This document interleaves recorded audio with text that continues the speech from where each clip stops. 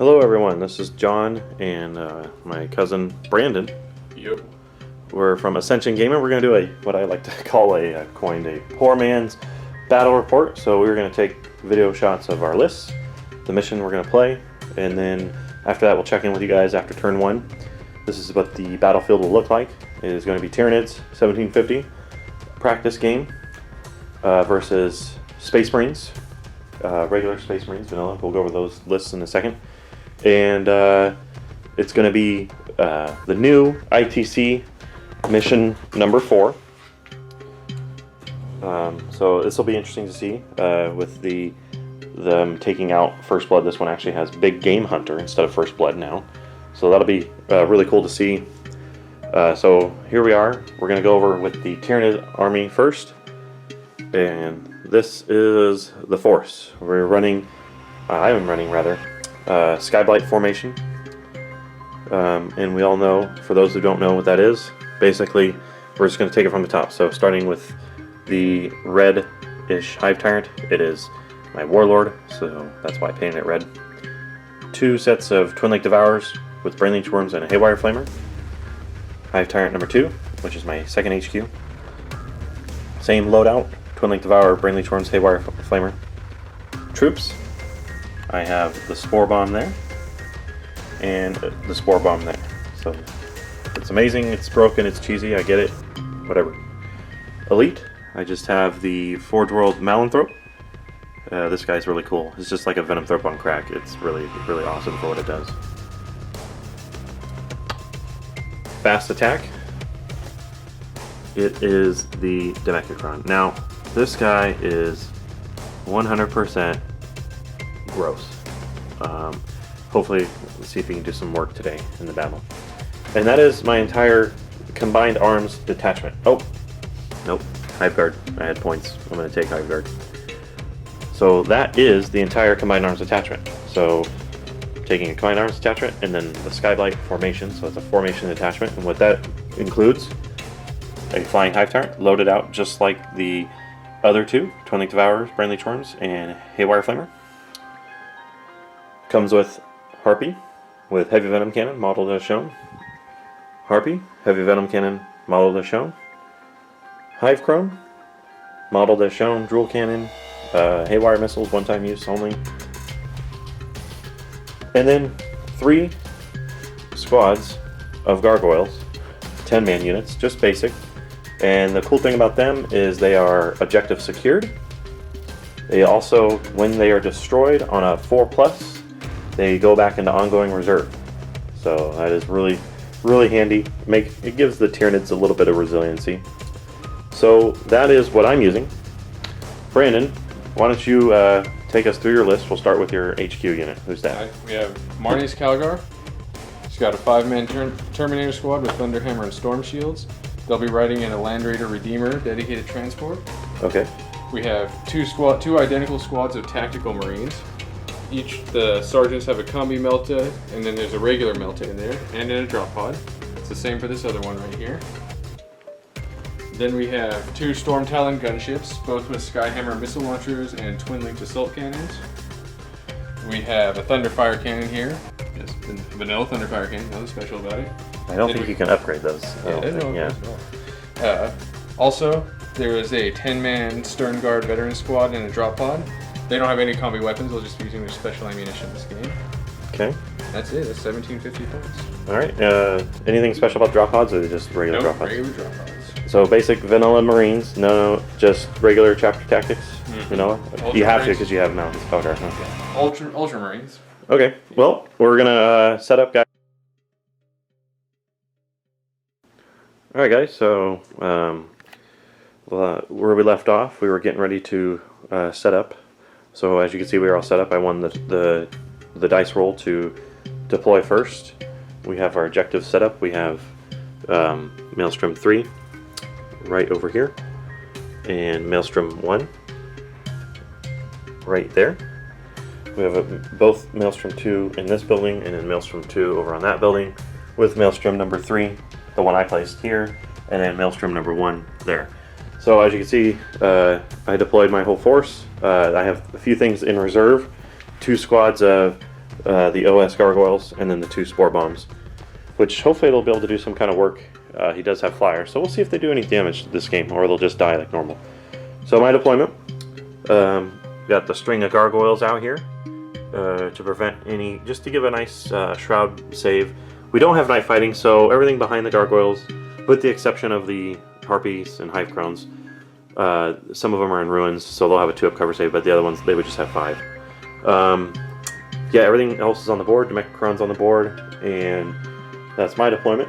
Brandon's deployment here. He has just a lone land raider with his warlord and the terminators inside, and a thunderfire cannon, and bolstered that. So he has, and he also got the warlord trait where his whole army has move through ruins and stealth ruins.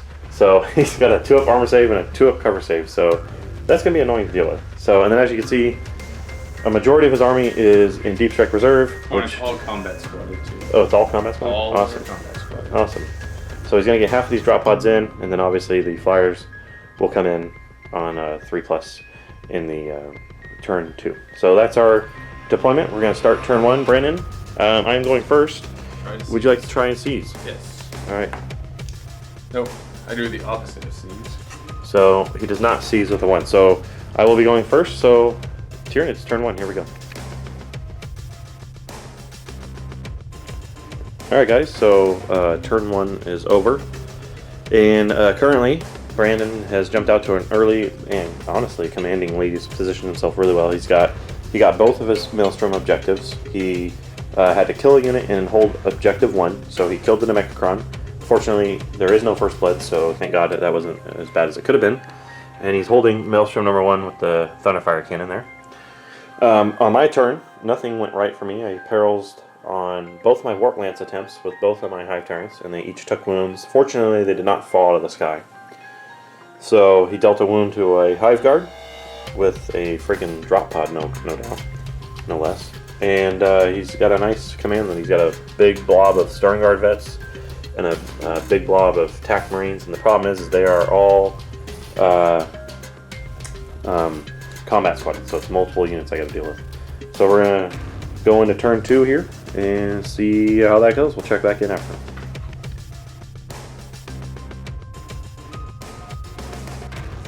Alright guys, turn 2 has just wrapped up.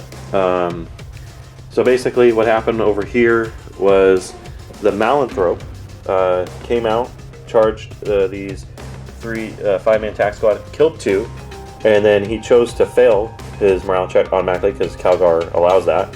And by doing that, the Malanthrope gained preferred enemy space marines. So the Malanthrope now has preferred enemy space marines, and he's granting that out in a bubble. The Hive Guard shot and missed miserably. I'm really thinking about taking them out because they're just not doing anything. Hive Tyrant, my Psychic phase, yet again failed. Fortunately, no perils this time, but just could not harness anything. And then the ensuing shooting phase, my opponent, cousin here, flew on a Storm Talon, dealt a wound, to which then my Hive Tyrant promptly crashed and burned and took another wound. So that Hive Tyrant, it has jinked and has 1 wound left, so he's really hurting. Calgar got out, and his tank took 3 wounds last turn. It's down to 1. From Haywire, and actually got a penetrating hit and stunned it, or not stunned it, shakened it. So he had to snap fire, and he was able to snap fire and kill some gargoyles and some TAC Marines over there, shot and killed some gargoyles. And then Calgar tried to charge the Hive Guard, but he failed miserably on his charge distance. So 4-inch charge, you failed. So now, yeah, I failed like he had to roll. Failed a 6-inch. Failed a 6-inch charge. It's just funny in a sec. So currently, my cuz is still winning. He's got 3 Maelstroms to my 2 because I slowed him down. I was able to contest this objective here, so he couldn't get another Maelstrom point. He's able to land on that objective over there. That was his other Maelstrom, and hold that. I was able to kill a unit. I killed the Thunderfire cannon, and I deep struck gargoyles in behind there to hold that objective in the ruins there. So they're pretty much going to be safe this whole game, really. And then over here, I have objective secured on this Maelstrom that gave me that point. So we're looking at a fight here now. I'm making up some ground, but here we go. We're going to go into Tyranids turn 3. Alright guys, so turn 3 is over. A lot of things happening over here. I'm starting to clean off the rest of these tactical marines and stern guard vets. There's only 2 one-man units of stern guard vets left, as you can see there. The hive guard died a horrible death, so did the gargoyles, and Mount Calgar is moving up just to start killing monstrous creatures, so that's going to get interesting really fast. Taking a look, objectives primary. Brandon is beating me on the primary by 2, and he's winning the secondary by 1. So it is a very close game as we head into the top of 4. I have just 1 deep striking squad of gargoyles left in reserves. Brandon has nothing, so he has what he has out is what he has. He's managed to we were both able to actually get both Maelstrom objectives, which was kill units. He killed a flying hive tyrant, hive guard, and gargoyles, and I killed a drop pod over there. What was the other thing I killed?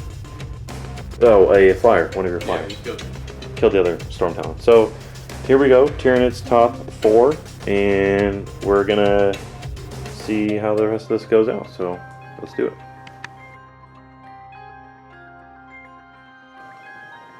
So here we are, end of turn 4.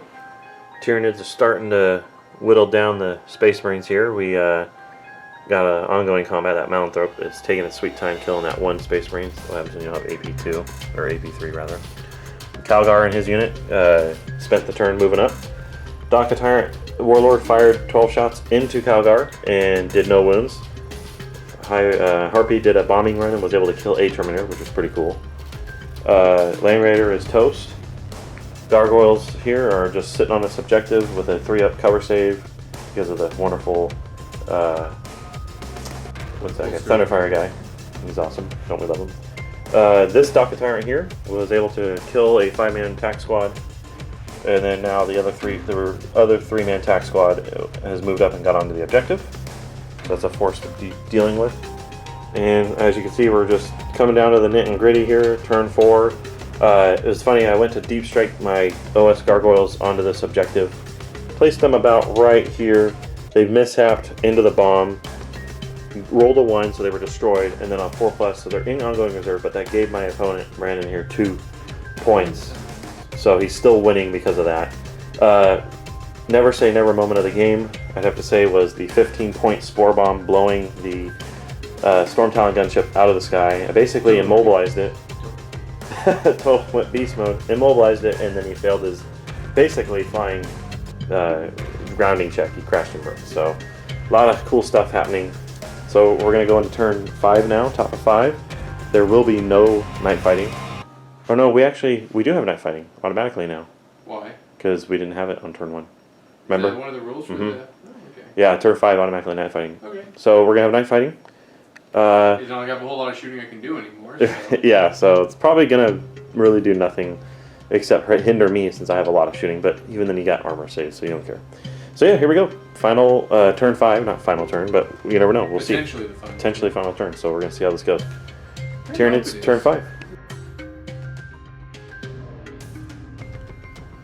Alright guys, so turn 5 is over. Basically what happened was the Tyranids were able to do some more destructive damage, basically killing the last 2 units of 1-man Stern Guards. The Harpy over here charged and smashed out the drop pod, so it freed up that objective that he's on. Over here we killed the little 3-man tactical squad, and we got our other deep strike gargoyle team right there. Over here, this Harpy landed and got this objective here. Warlord landed and got that objective there. So as you can see, the Tyranids are just controlling the board at this point. The only thing left was basically at the end of my turn was the Calgar and the Terminators, and they were in 1 unit basically right in this area here. On the top, on Brandon's turn 5 rather, he split off Calgar Assault Doctrine, got into base with the Malanthrop. The Malanthrop chose to attack the lone Space Marine and ended up killing it because I figured, he's probably going to kill the Malanthrop, and then the damn Space Marine goes and takes the objective from me in OS. So I was going to had a better chance of killing the stupid Space Marine, and I finally did. So, but Calgar came in with like a Nerf bat and hit him with like a. Didn't even do any damage. You always tickled him with his gauntlets. Yeah, tickled him with his gauntlets. But he did 2 wounds to him, and it's really gross. So, Calgar is really nasty. Too bad he's not master crafted, huh? Yeah. So, these gargoyles here just sat here all game with a 3-up, 2-up cover save the whole time. So it didn't even matter for them. They did their job. And it looks at the end of the game. We haven't tallied up our maelstroms. Let's take a look here. We tied on Maelstrom. Did we? Yeah, I'm pretty sure we did.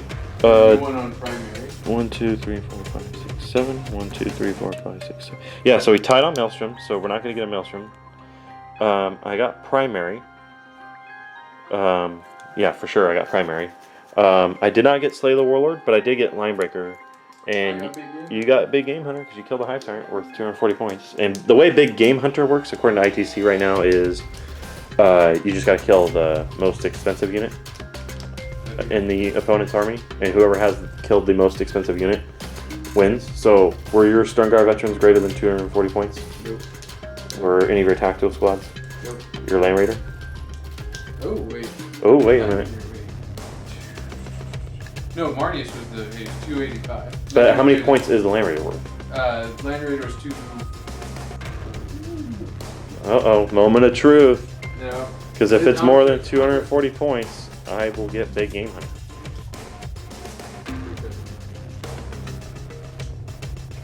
Camera's rolling. I'm pretty sure it's only like 240. Land Raider Redeemer 240, sorry. No. Galgar lives.